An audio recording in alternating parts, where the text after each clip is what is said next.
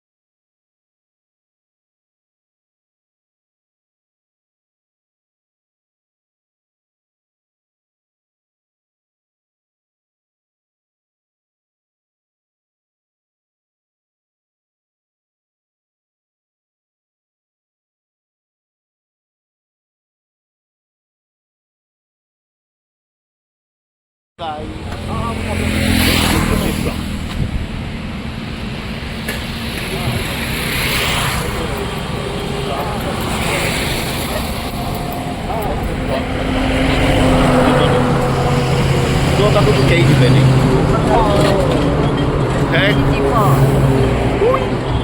Hello guys,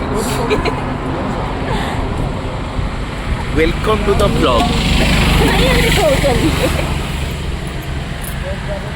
Thank you sir.